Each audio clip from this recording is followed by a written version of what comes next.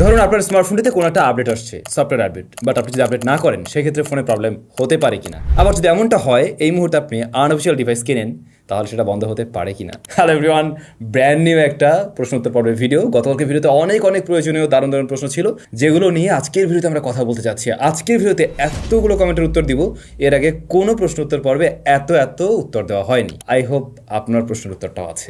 প্রথম কমেন্টটি করছে আরজে স্বাধীন ভাই। স্যাম ভাই 2024 সালে এসে আইফোন 14 প্রো ম্যাক্স প্রিয়ন মার্কেট থেকে নিলে কেমন হবে? ভালো ভিডিওগ্রাফি এবং 3-4 বছর ইউজ করার জন্য। লাভ ফ্রম ওমান প্রবাসী ভাইয়ের কমেন্টটা প্রথমেই পড়ছে, ভালো লাগছে আর কি নিজের কাছে। এবং উনি নিশ্চয়ই এই ফোনটা বাইরে বা ওখান থেকেই নেবেন। তো আপনি যে ফোনটা প্রিয়ন নিচ্ছেন 14 প্রো ম্যাক্স, এটা অবশ্যই এখনো নিয়ে ব্যবহার করার উপযোগী, কোনো সমস্যা নেই। আপনি 2-3 বছর বা 4 বছরের কাছাকাছি আপনি খুব ভালোভাবেই ব্যবহার করতে পারবেন। এমনকি ওইটার ভিডিওগ্রাফিও যথেষ্ট ভালো। বাট আপনি যে ফোনটা কিনছেন প্রিয়ন, ওইটার অবস্থা কি আছে সেটা একটু দেখে নেবেন। মানে ব্যাটারি হেলথ এভরিথিং ঠিকঠাক আছে কিনা, ইভেন খোলা হয়েছে কিনা। যদি সবকিছু ঠিকঠাক থাকে তাহলে অবশ্যই এই ফোনটা আপনি চয়েস করতে পারেন।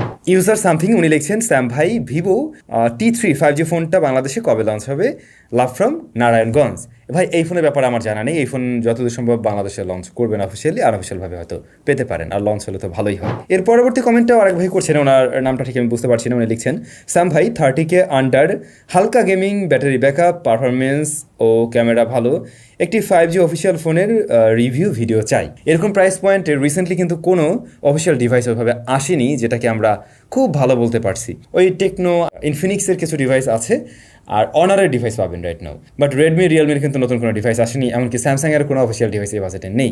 সো দেখা যাক, আমি যেটা শুনতে পেয়েছি আগামী মাসে নতুন বেশ কিছু ডিভাইস ঢুকবে, এমনকি রিয়েলমিরও ডিভাইস আসছে। আশা করছি সে সমস্ত ডিভাইস আসলে আপনারা রিভিউ পাবেন। সাইফুর রহমান, 25 থেকে 30 হাজার বাজেটে বেস্ট ফোনগুলো নিয়ে একটা ভিডিও করেন প্লিজ। আমরা 25 থেকে 30 হাজারের মধ্যে রিসেন্টলি কিন্তু একটা টপ 5 ভিডিও দিয়েছিলাম। তো আপনারা যদি আবারও চান, যেহেতু নতুন আরও বেশ কিছু ডিভাইস আনঅফিসিয়ালভাবে এসছে, তাহলে আমরা দিতে পারি, একটু কমেন্ট করে জানাবেন। পরবর্তী কমেন্টে যাবো, তার আগে একটা ইন্টারেস্টিং ব্যাপার আপনাদের সাথে শেয়ার করতে চাই। আমাদের ছোট্ট একটা ক্যাফেটেরিয়া আমরা বলছিলাম ওপেন করবো, ছোট একটা ক্যাফে, মানে কফি শপ, জুস কর্নার বলতে পারেন বা জুস বার। তো ওইটার কাজ অলমোস্ট কমপ্লিট। আমরা আগামী 1 তারিখে এটা ওপেন করতে যাচ্ছি মিরপুর 10-এ। আমি সহ আপনাদের ভালোবাসার আরও বেশ কিছু মানুষজন সেখানে থাকবে, মানে আমাদের টেক ইউটিউবার যারা রয়েছেন। তো আশা করছি আপনারা চলে আসলে, মানে যারা আশেপাশে আছেন, একসাথে আড্ডা দেওয়া যাবে আর কি। আগামী 1 তারিখ 1 মে, ওই দিন ছুটি আছে। আমরা সন্ধ্যার দিকে আর কি কোনো প্ল্যান করছি। আমি পরবর্তী কোনো একটা পোস্টে বা ভিডিওতে অবশ্যই আপডেট আপনাদেরকে জানিয়ে দিব যে কোন টাইমটাতে আমরা এটা আয়োজন করছি, আপনাদের সাথে একটা মিট আপ করার, সবাই একসাথে একটু আড্ডা মারলাম আর কি। যাই হোক, পরবর্তী কমেন্টটা করছেন খালিদ হাসান ভাই। উনি লিখছেন, IP67 এবং IP68 মধ্যে ডিফারেন্স কতটুকু? আশা করি অ্যান্স পাবো। Love from Sirajganj. দুইটা স্মার্টফোনকে বা দুইটা রেটিংকেই আপনি চাইলে 1 মিটার পানির গভীরে 30 মিনিটের জন্য রাখতে পারেন, সমস্যা নেই। IP67ও সার্ভাইভ করতে পারবে, 68ও সার্ভাইভ করতে পারে। বাট 68-এর ক্ষেত্রে আরেকটু বেটার। এখানে সে মানে ডাস্টের ধরন অনুযায়ী, মানে এগুলো তো ডাস্ট অ্যান্ড ওয়াটার রেজিস্ট্যান্স, তো IP68-এর ডাস্ট বিভিন্ন ধরনের আলাদা ডাস্টের ক্ষেত্রেও সে সার্ভাইভ করতে পারে, প্লাস পানির আরও বেশ কিছুটা গভীরেও সে সার্ভাইভ করতে পারে, মানে আরেকটু সাবমার্স করা সম্ভব। কিন্তু IP67কে 1 মিটারের নিচে নেওয়া একদমই উচিত না। মঞ্জুর রহমান উনি লিখছেন, আমরা চাই বিশ্বস্ত আপনার নিজের একটা মোবাইলের শোরুম খোলার দরকার, আমরা অসহায় গরিব যেন ভালো মোবাইল কিনতে পারি। ভাই এই রিকোয়েস্ট একজন দুজন না, বহুজন বলতেছেন যে আমরা কোনো একটা মোবাইলের শোরুম নিয়ে আসি। টু বি অনেস্ট, আমি যদি কোনো একটা মোবাইলের শোরুম নিয়ে আসি, আপনাদেরকে সবচাইতে বেস্ট সার্ভিসটাই দেওয়ার ট্রাই করবো, ইটস ট্রু। বাট আপনাদের মধ্যে থেকে অনেকেই আবার এমনও কথা বলবেন, এমনটা হবে না অনেক সময় তো আমার শোরুমেরই যদি থাকে, হ্যাঁ সেটারই হয়তো কোনো একটা প্রোডাক্টের রিভিউ আমি করলাম, যখন আমি অন্য কারো কাছ থেকে স্পন্সর পাচ্ছি না, তখন হয়তো আমারটা নিয়েই করবো। তখন আপনারাই অনেকে বলবেন ভালো বললে, ও নিজের দোকানের জিনিস তো এই জন্যই ভালো বলতেছে বেচার জন্য। ভাই বিশ্বাস করেন এগুলোই হবে। তো এই জন্য আর ওতে গিয়ে হাত দিতে চাচ্ছি না। শুধু দেখা যাবে যে মানুষজন উল্টাপাল্টাই কথা বলছে। বাট হ্যাঁ, যদি মনে করেন যে আসলে এরকম কোনো কিছু আসলেই করা উচিত এবং আপনাদেরও সাপোর্ট থাকবে, তাহলে বিষয়টাকে আমরা একটু চিন্তাভাবনা করে দেখতে পারি। এমনকি প্রথমে ফিজিক্যাল শপ না দিয়ে চাইলে আমরা অনলাইন থেকেও এই জিনিসগুলো আমার মনে হয় চেষ্টা করা যেতে পারে। আপনারা একটু কমেন্ট করে জানাবেন আসলে আপনাদের অ্যাকচুয়ালি আপনারা কী চাচ্ছেন, তাহলে এরকম কোনো চিন্তাভাবনা করা যায় ইন ফিউচারে। ফাহিম আহমেদ ভাই লিখছেন, ভাই এই মুহূর্তে দাঁড়িয়ে শুধুমাত্র ক্যামেরার জন্য প্রি ওন্ড iPhone 12 mini ফোনটা 32 থেকে 35 হাজার টাকায় কেনা উচিত হবে, নাকি এই বাজেটে আরও বেটার অপশন আছে? আশা করি উত্তর পাবো। ডেফিনেটলি আইফোনের ছবি কোয়ালিটি ভালো আসবে, বাট অন্য দিক বিবেচনা করতে গেলে ওই ফোনটা আমি আপনাকে কেনার জন্য সাজেশন দিব না। এই মুহূর্তে দাঁড়িয়ে আইফোন 12 কেনাটা 12 মিনিটা কেনাটা যুক্তিসঙ্গত না। First of all battery backup নিয়ে একদমই অসন্তুষ্ট হয়ে যাবেন। আর আমার মনে হয় শুধুমাত্র ক্যামেরার জন্য আসলে এটাকে চয়েস করাটা ঠিক হবে না। এই মুহূর্তে আর একটু বেটার অপশন আপনি পাবেন যদি আপনি আর অল্প কিছু বাড়াতে পারেন। তাহলে কিন্তু আপনি দেখেন স্যামসাং গ্যালাক্সি A55টা পেয়ে যাচ্ছেন, যেটার ক্যামেরা কিন্তু খারাপ না, মোটামুটি বেশ ভালোই। সো আমার মনে হয় এভাবে একটু চিন্তা ভাবনা করা উচিত। আরেকটা ভাই কমেন্ট করছেন, বাট ওনার নামটা এখানে দেওয়া নেই। উনি লিখছিলেন বেস্ট চার্জার নিয়ে কিছু পরামর্শ দেন। স্যাম ভাই, আপনি স্যামসাং গ্যালাক্সি S24 আলট্রা ব্যবহার করেন। S24 আলট্রার জন্য কোন ব্র্যান্ডের কোন কোম্পানির চার্জার ব্যবহার করেন তা জানাবেন। হ্যাঁ, আমি রাইট নাও কিন্তু S24-এ শিফট করছি পুরোপুরি, এবং এই ফোনটা আমি চার্জ করেছি আমার আগের চার্জারটা দিয়ে, যেটা দিয়ে আমি S23-এও চার্জ করতাম, আর ওটা হচ্ছে গিয়ে অ্যাসফাস্টের একটা চার্জার। রিসেন্টলি আমি অ্যাসফাস্টের ভিডিও দিয়েছিলাম কিন্তু চার্জার নিয়ে, তো আমি পার্সোনালি ওটাই ব্যবহার করছি। আপনাদের জন্য বলবো আপনারা অ্যাসফাস্ট চয়েস করতে পারেন অ্যাঙ্কারের চার্জার, এগুলো মোটামুটি ভালোই হয়, বাংলাদেশের জন্য এগুলো ঠিকঠাক আছে। পারভেজ ভাই লিখছেন, আপনি প্রিয়ন ডিভাইসের সব দিলে অনেক ভালো হতো, কারণ অনেকে আছে যারা নিউ ফোন কেনার সামর্থ্য থাকে না, কম টাকা দিয়ে দামি কোনো প্রিয়ন ডিভাইস কিনতে যেয়ে প্রতারণার শিকার হয়। আপনার উপর বিশ্বাসটা সবাই রাখতে পারে। আশা করি খুব শীঘ্রই এমন কিছু পদক্ষেপ নিতে দেখবো আপনাকে। সেই একই রিকোয়েস্ট বললামই তো। যদি আমরা কখনো কোনো ওরকম শোরুম বলেন বা অনলাইন সার্ভিস নিয়ে আসি বা ওয়েবসাইটে থাকে, কারণ আসলে না একটা সময় পরে আমরা না ফিজিক্যাল শপে আর যাবো না, কেউই যাবো না। একটা সময় পরে আমরা সবাই অনলাইন নির্ভর হয়ে যাবে, যখন বাংলাদেশের অনলাইন জায়গাটা অনেক ভালো হয়ে যাবে, যখন আমরা দেখবো এই জায়গাটায় কোনো জোস চুরি চলছে না, খারাপ কিছু চলছে না, তখন আমরাও ঠিকই বাইরের দেশের মতো অনলাইন থেকেই কেনাকাটার চিন্তা ভাবনা করবো। তো দেখা যাক, যদি আমরা কোনো ওই ধরনের কোনো সার্ভিস নিয়ে আসতে পারি, প্রিয়ন্ডও রাখার ট্রাই করবো। আর প্রিয়ন ডিভাইসগুলো আমি জানি না এটার বিজনেসটা আসলে কীভাবে করতে হয়, বাট আমি ট্রাই করবো আমার বেস্ট, যদি কখনো আসলে এই বিজনেসে যাওয়া হয়। গেমার ব্রাদার্স লিখছেন, মিজু 21 12 256 জিবিটা 61K-তে নেওয়া কি ঠিক হবে, নাকি দাম আরও কমবে? কেমন দামে আসলে এটা নেওয়া উচিত? আর ভাই, মিজু 21-এর একটা রিভিউ ভিডিও চাই, আপনার ভিডিওগুলো অনেক ভালো লাগে, ধন্যবাদ এত সুন্দর উপদেশমূলক কন্টেন্ট উপহার দেওয়ার জন্য। Thank you so much. আমি ধরে আছি মিজু 21 এবং ওটা থেকেই কমেন্টগুলো পড়ছি। এই ফোনটা আমরা ব্যবহার করতেছি অনেক দিন, আপনারা জানেন। যেহেতু মিজুর ফোনগুলো আমি খুব বেশি ব্যবহার করি নাই, যে কারণে আমার মনে হলো এই ফোনের রিভিউ দেওয়ার আগে আমার একটা লং টার্ম ব্যবহার করা উচিত। দ্যাটস ওয়াই আমি এই ফোনটার রিভিউ এখনও দিচ্ছি না। তবে আপনারা খুব রিসেন্টলি এটার ভিডিও পেয়ে যাবেন, এমনকি কাল পরশুর মধ্যেও পেয়ে যেতে পারেন, এবং আমি ওই ভিডিওতে আপনার প্রশ্নের উত্তরগুলো সব ক্লিয়ার করে দিচ্ছি। এটার প্রাইস পয়েন্ট অনুযায়ী ঠিকঠাক আছে কিনা, নেবেন কিনা, নাকি কমার জন্য ওয়েট করা উচিত। গেমিং সামথিং স্যাম ভাই, হাইপার ওয়েসের কোনো প্রকার অ্যাড আসে কিনা, এবং One UI অক্সিজেন ওয়েস এবং হাইপার ওয়েস এর সাথে কম্পেয়ার করলে কোনটা এগিয়ে থাকবে? আশা করি উত্তর পাবো। Love from Noakhali. হ্যাঁ, নোয়াখালী। আচ্ছা, এই তিনটার মধ্যে যেগুলো লিখলেন, এদের মধ্যে অবশ্যই এগিয়ে থাকবে One UI, যেটা আমার পার্সোনালি ভালো লাগে, আমার পার্সোনাল ওপিনিয়ন যদিও, এবং আমার মনে হয় ম্যাক্সিমাম মানুষ আমার সাথে এগ্রি করবেন। আর অন্যদিকে আমরা যে বিষয়টা দেখি, হাইপার ওয়েস আর MIUI ভাই একই জিনিস, জাস্ট একটু টুইক করে ওরা দিছে, একটু ঘষে মেজে দিচ্ছে, দ্যাটস ইট। এর বাইরে আমার কাছে তেমন কিছুই লাগে না।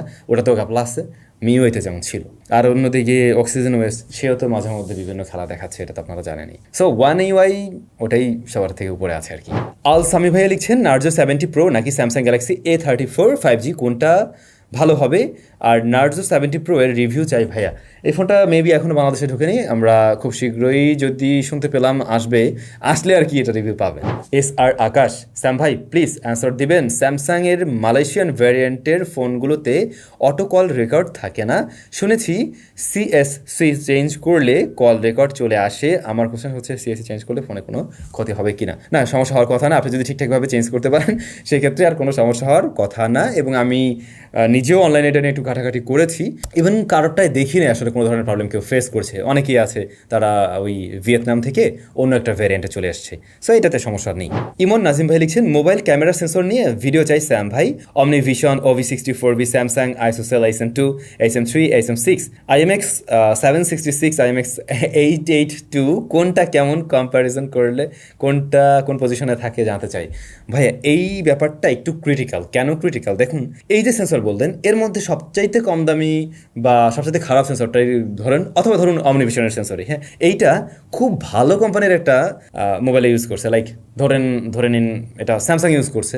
এবারে স্যামসাংয়ের অপটিমাইজেশন সব কিছু মিলে এত ভালো ছিল, এমনকি প্রসেসরও ভালো ছিল, দ্যাটস ওয়াই সব কিছু মিলে তারা কিন্তু ওইটার থেকে একটা বেটার আউটপুট বের করে ফেলছে। আবার দেখেন, একটা অন্য ব্র্যান্ডের ফোন, লাইক টেকনোর কথা যদি বলি, সে কিনা ব্যবহার করছে IMX 882, অনেক ভালো সেন্সর, বাট অপটিমাইজেশন ভালো না, তাদের প্রসেসিং ক্ষমতা ভালো ছিল না, সে কিন্তু ওইটার থেকে বেটার আউটপুট বের করতে পারে নাই। এখন ইটস ট্রু আইএমএক্সের সেন্সরগুলো অবভিয়াসলি বেশি ভালো হয়, তারপরে এইচএমআরগুলো ভালো হয়, অমনিভিশনেরটা আমরা সাধারণত এরপরে রেটিং করতে গেলে এই তিনটার মধ্যে 3 নম্বর পজিশনে রাখবো হয়তো, মানে প্রথমে সনি, তারপর স্যামসাং, তারপর হয়তো অমনিভিশন নিয়ে চিন্তা করবেন আর কি, এরকমটা আসে যদি এমনিতে বলতে যান। বাট ওভারঅল সব কিছুর উপরে নির্ভর করবে ছবির কোয়ালিটি। সাজু শেখ ভাইয়া লিখছেন, স্যাম ভাই আমি রেডমি লাভার 30K বাজেটের মধ্যে gaming plus camera plus good looking এর ফোন কোনটা ভালো হবে, আশা করি রিপ্লাই পাবো। এই বাজেটে যদি আপনি রেডমির এই ফোন নিতে চান তাহলে তো রেডমি নোট 13 প্রো 5G এটাই আছে ওরকম প্রাইস পয়েন্টে আমি যতটুকু জানি। বাট যদি রেডমিকে আপনি বাদ দেন তাহলে আর অনেক ডিভাইস আছে, এটাও আপনারা জানেন। জারিফ জাওয়াদ ভাই লিখছেন, স্যাম ভাই টিভির জন্য কন্ট্রাস্ট লেভেল কতটুকু রাখলে বেস্ট হবে, আশা করি অ্যান্সার পাবো। ভালো প্রশ্ন, বাট ভাইয়া এখানে না এটা অনেকটা আপনার চয়েসের উপরেও নির্ভর করে, কারণ আপনার টিভিটা কেমন আমি কিন্তু জানি না, কোন ধরনের প্যানেল আছে সেটাও আমি জানি না। ধরুন কিছু কিছু প্যানেলের ক্ষেত্রে দেখা যায় একটু কন্ট্রাস্ট লেভেলটা বাড়িয়ে রাখলে দেখতে বরং একটু সুন্দর লাগে, একটু মানে কন্ট্রাস্টে একটা ভাইব আসে, একটু পাঞ্চি টাইপের একটু ডিপ ডিপ একটা ভাইব আসে। তো আপনার ডিসপ্লেটা কেমন এইটা যদি লিখে দিতেন তাহলে আমার বলতে একটু সুবিধা হতো। বাট আমার মনে হয় এটা নিজের উপরে রেখে একটু কাস্টমাইজ করে দেখেন কোনটাতে সবচাইতে ভালো লাগে। খুব বেশি কন্ট্রাস্টে করে ফেললে দেখবেন ব্ল্যাক লেভেলটা একদম বেশি ব্ল্যাক হয়ে যায়, হয়তো অনেক ডিটেল আসবে না, কোনো কোনো জায়গায় বেশি বার্ন আউট করে ফেলতে পারে। সো এটা একটু নিজে দেখে ওভাবে সেট করে নিন, ওটাই ভালো হবে, কারণ এক একটা প্যানেল তো এক এক রকমের হয়ে থাকে। আরব ভাই লিখছেন, স্যাম ভাই আইকিউ নিও 9 চাইনিজ ভ্যারিয়েন্ট নিব নাকি আইকিউ নিও 9 প্রো ইন্ডিয়ান ভ্যারিয়েন্ট নিব? ইন্ডিয়ানটাই নেন তাইলে নাকি চাইনিজটাও নিতে পারেন। চাইনিজটা নিলে কিছু কিছু ইস্যু থাকতে পারে, যেমন ধরেন কিছু চাইনিজ ব্লোটার পাবেন, ইন্ডিয়াতেও অনেক ব্লোটার আছে।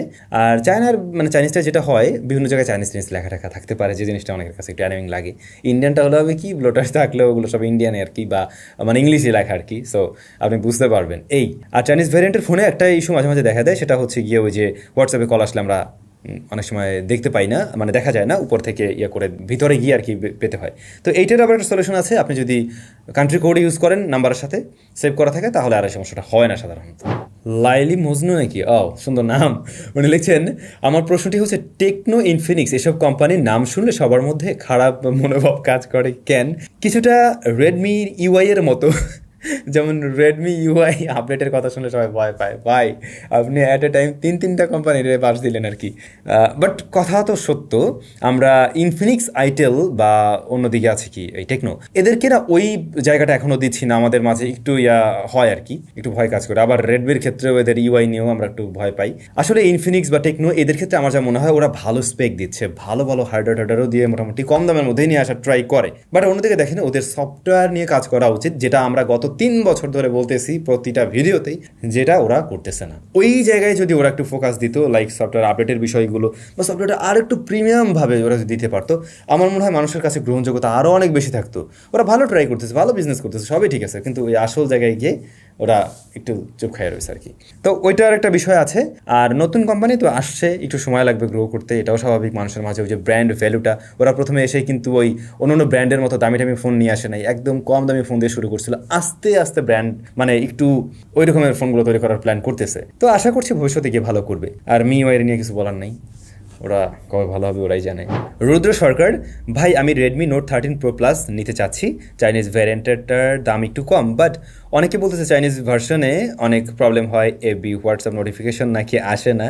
সো চাইনিজ ফোন নিলে কি কি প্রবলেম ফেস করতে হবে, একটু আগেই কিন্তু এটার উত্তর দিয়ে দিলাম। সো ওটাই, হোয়াটসঅ্যাপের ক্ষেত্রে আপনারা ওই যে কান্ট্রি কোড ইউজ করতে পারেন। তারপর নোটিফিকেশন, অনেক সময় কিছু কিছু নোটিফিকেশন আসে না, ইটস ট্রু।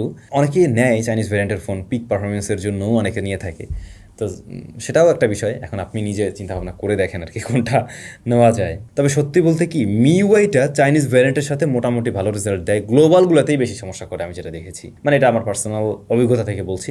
আপনারা যারা ব্যবহার করেন এই ধরনের ফোন, আপনাদের অভিজ্ঞতাগুলো কিন্তু শেয়ার করতে পারেন চাইলে আমাদের কমেন্ট সেকশনে। আলী আহমেদ সিদ্দিকী ভাই লিখছেন, স্যাম ভাই এই মুহূর্তে আনঅফিশিয়াল ফোন কেনা কি ঠিক হবে? যেহেতু বন্ধ হওয়ার কথা ছিল, আপনি 1 জুলাইয়ের কথা বলছিলেন, এর আগেই ফোন নিতে চাই, আশা করি অ্যান্সার পাবো। Love from Barishal. ভাইয়া আমি কিন্তু পরে আর একটা ভিডিওতে এটাও বলেছি, আগামী 1 তারিখ থেকে আর ফোন বন্ধ হচ্ছে না, এটাই জানানো হয়েছে গভর্নমেন্টের তরফ থেকে বা বিটিআরসি থেকে, আমরা এমনটা শুনতে পেয়েছিলাম। আমি কোনো একটা টেক নিউজে মনে হয় এর আগে শেয়ার করছিলাম আর কি। সো আই হোপ প্যারা নাই। তৌফিক ভাইয়া লিখছেন, ভাই প্লে স্টোর থেকে যদি অ্যাপ অটো আপডেট অফ করে রাখা হয় তাহলে কি স্মার্টফোনের কোনো প্রবলেম হবে? আর নিউ রিয়েলমি 10 এর সফটওয়্যার আপডেট চাইলে দেওয়া লাগবে? কারণ অনেক সময় প্রবলেম হয়, সেজন্য প্লিজ ভাই অ্যান্সার দিবেন। মানে ওনার প্রশ্নটা দাঁড়ালো, আপনি যদি গুগল প্লে স্টোরের অটো আপডেট বন্ধ করে রাখেন সেক্ষেত্রে ফোনে সমস্যা হতে পারে কিনা, অন্যদিকে আপনার ফোনে সফটওয়্যার আপডেট আসলে সেটা আপনি দিবেন নাকি অফ করে রাখবেন, স্টপ করে রাখবেন কিনা। কারণ অনেক সময় আপডেট এসে ভালো করার চাইতে খারাপ করে ফেলে, এমন আমরা ফেস করেছি, রাইট? তো এক্ষেত্রে না, আপনি অফ করে রাখলে সমস্যা নেই, কিন্তু অ্যাপের ক্ষেত্রে নতুন নতুন ফিচার আপনি মিস করবেন। কারণ অ্যাপগুলো যখন নতুন করে আপডেট হয়ে আসে, অনেক সময় অনেক অ্যাপেই দেখা যায় নতুন কিছু দেয়, আবার অনেক অ্যাপ্লিকেশনই তেমন কিছু করে না, হালকা পাতলা ব্যাকএন্ডে কাজ করে, যেগুলো আমরা হয়তো ভিজুয়ালি দেখেও বুঝি না। এখন ওইটা অন করে রাখাই বরং ভালো আমার মনে হয়। আর ফোনের ক্ষেত্রে আপডেট আসলে আমার মনে হয় না যে সাথে সাথে দেওয়ার কোনো প্রয়োজন আছে। আপনি চুপ করে একটু ঘাপটি মেরে বসে থাকেন, কয়েকদিন পরে দেন, আগে খোঁজ খবর নেন যে কেউ এই আপডেট দিয়ে ধরা খাইছে কিনা, তারপরে গিয়ে আপনি নিজে আপডেট দেন, সেটা করতে পারেন, সমস্যা নেই। এই আর কি। তো ভাই ব্রাদার, আজকে কিন্তু আমরা প্রায় 20+ কমেন্টের উত্তর দিয়ে ফেললাম। কেমন লাগলো ভিডিওটি অবশ্যই কমেন্ট করে জানাবেন। নেক্সট উইকে অবশ্যই দেখা হবে, আই হোপ। আর হ্যাঁ, এই সপ্তাহে আরও অনেক ইন্টারেস্টিং ভিডিও আসছে, বেশ কিছু দারুণ দারুণ গেজেটসের ভিডিও আসছে, যারা চাচ্ছিলেন ইন্টারেস্টিং গেজেটসের, প্লাস স্মার্টফোন, অনেক কিছুই ভিডিও থাকবে। আই হোপ চ্যানেলের সাথে থাকবেন। আর রিকোয়েস্ট থাকবে, আমাদের চ্যানেলে যারা ভিডিও দেখেন ভাই, 50% আছেন সাবস্ক্রাইবার, 50% আছেন ভিডিও দেখেন, সাবস্ক্রাইব করেন না। মানে তারা হলো এমন টাইপের, কিরে তোর ভিডিও আমি দেখবো কিন্তু সাবস্ক্রাইব করবো না, দেখি কি করতে পারস ভাই। ভালো লাগলে একটু সাবস্ক্রাইব করে দিন, আমাদেরও ওই ইন্সপিরেশন জাগে, আরও ভালো কাজ করার ট্রাই করবো অবশ্যই। আপনাদের সাজেশনগুলোও দেবেন সবসময়ের মতো। ভালো থাকবেন, টাটা।